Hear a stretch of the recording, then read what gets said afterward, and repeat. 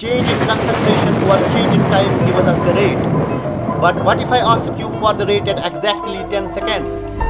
Can we still use delta t? The answer is no. And this is where the idea of instantaneous rate begins. Today's our topic is average rate and instantaneous rate. जब हम average rate of the reaction की बात करते हैं ना, तो average rate of the reaction tells us about the total change in the concentration of the reactants or the products in the chemical reaction to the total time taking for that change to occur. Clear?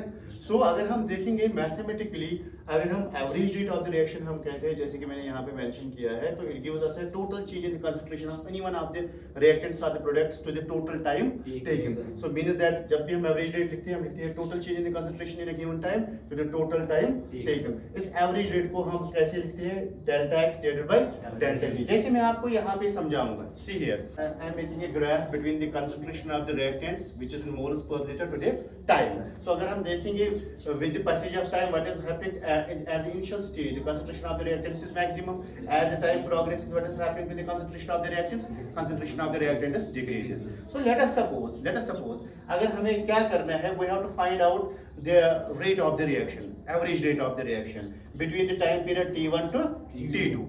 तो जब हम इसका rate determine करेंगे, so that would be then average rate. So जब भी हम average rate को define करेंगे, हम कहेंगे टोटल चेंज इन कंसंट्रेशन क्या हुआ, तो हम लिखेंगे total change in concentration will be final concentration minus initial concentration. So final concentration is C2, initial concentration is C1, so it will be C2 minus C1, and total time change will be T2 minus T1, so it will be T2 minus T1, so that would be an average rate. So means that we are getting the average rate of the reaction between T1, between the times T1 and T2. Clear? मगर अगर हम देखेंगे, क्या ये actual rate of the reaction है?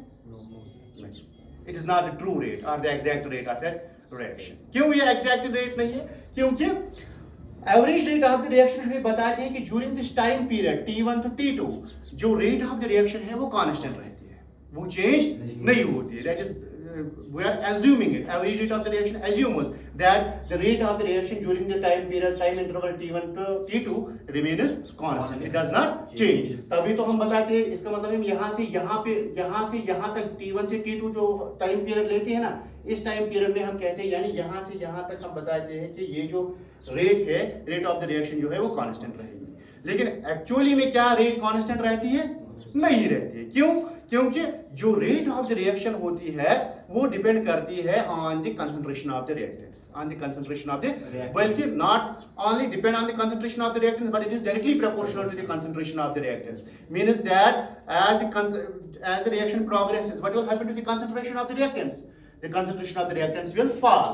So as the concentration of the reactants will fall, what will happen to the rate of the reaction? Rate of reaction will also decrease, that will also fall with the time. Clear? So as the rate of the reaction falls, it means that the rate of the reaction between this time period T1 to T2 does not remain constant, because at every instant of time the concentration of the reactants falls, and so as the rate of the reaction. Means that during this period the rate of the reaction does not remain constant. So this average rate is having a flaw. This is having a flaw in it. So क्यों?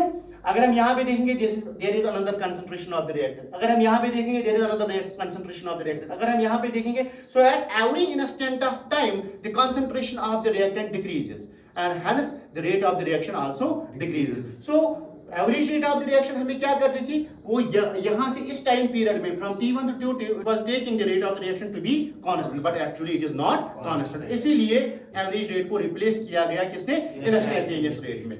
तो ठीक है, तो यहाँ पे जो instantaneous rate की जब हम बात करें, यहाँ पे मैंने ये पॉइंट्स मेंशन किए हैं कि कैसे क्या होता है. तो अगर जब हम इंस्टेंटेनियस रेट बताते हैं, तो इंस्टेंटेनियस रेट को हम डिफाइन करते हैं as the change in the concentration of any one of the species involved in the reaction at any particular instant of time. Means that जो ये ग्राफ मैंने डाला है, यहाँ पे what will be the rate of the reaction, यहाँ पे what would be the rate of the reaction, यहाँ पे what would be the rate of the reaction at a particular instant of time.